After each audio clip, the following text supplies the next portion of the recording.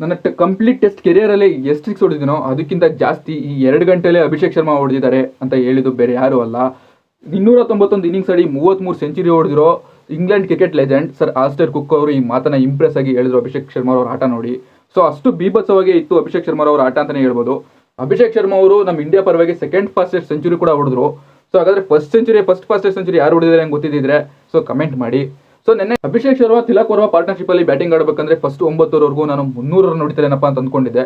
But Tilak Verma wicket ಬಿದ್ದಿದ ಮೇಲಿಂದ so regular ಆಗಿ wicket ಬಿದ್ಬಿಟ್ಟು so 247 ರನ್ಗೆ ನಮ್ಮನ್ನ ಕಟ್ಟಾಕೋಕೆ ಯಶಸ್ವಿ ಆದ್ರು ಇಂಗ್ಲೆಂಡ್ ಅವರು. ಅಷ್ಟೊತ್ತಿಗಾಗಲೇ ಎಷ್ಟು ಡ್ಯಾಮೇಜ್ ಮಾಡಬೇಕು ಅಷ್ಟು ಡ್ಯಾಮೇಜ್ ನ ಅಭಿಷೇಕ್ ಶರ್ಮಾ ಮಾಡಿದ್ರು. ಸೊ ಇದು ಆಪೋಸಿಟ್ ಆಗಿ ಇಂಗ್ಲೆಂಡ್ ಟೀಮ್ ಅವರು ರೆಸಿಸ್ಟೆನ್ಸ್ ತೋರಿಸ್ತಾನೆ ಅಂತ ನೋಡೋದಾದ್ರೆ ನಮ್ಮ RCB ಓಲಿ ಫಿಲಿಪ್ ಸಾಲ್ಟ್ ಅವರು ಹಾಫ್ ಸೆಂಚುರಿ ಹೊಡೆದಿದ್ದು ಬಿಟ್ರೆ ಬೇರೆ ಯಾವ ಪ್ಲೇಯರು ಆಡಲಿಲ್ಲ. ಸೊ ಆ ಮುಖಾಂತರ ಇಂಗ್ಲೆಂಡ್ ಅವರು ಬರೀ 97 ರನ್ಗೆ ಆಲ್ ಔಟ್ ಹೋದ್ರು. ಅಭಿಷೇಕ್ ಶರ್ಮಾ ಹೊಡೆದಿದ್ದಷ್ಟು ರನ್ ಕೂಡ ಹೊಡಿಲಿಲ್ಲ ಅವರು. ಆ ಮುಖಾಂತರ ನಮ್ಮ ಇಂಡಿಯಾದವರು 150 ರನ್ಗಳ ದೊಡ್ಡ ಭರ್ಜರಿ ಗೆಲುವನ್ನೇ ಸಾಧಿಸಿದ್ರು ಅಂತಲೇ ಹೇಳ್ಬೋದು. ಸೊ ಇದು ಈ ಮ್ಯಾಚಿನ ಫ್ಯಾಕ್ಟ್ ಆಗಿತ್ತು. ಇದೇ ಥರ ಮ್ಯಾಚ್ ಫ್ಯಾಕ್ಟ್ಗೋಸ್ಕರ ನಮ್ಮ ಈ ಒಂದು ಸಣ್ಣ ಚಾನಲ್ಗೆ ಸಬ್ಸ್ಕ್ರೈಬ್ ಆಗೋ ಮುಖಾಂತರ ಸಪೋರ್ಟ್ ಮಾಡಿ ಗೈಸ್ ಪ್ಲೀಸ್.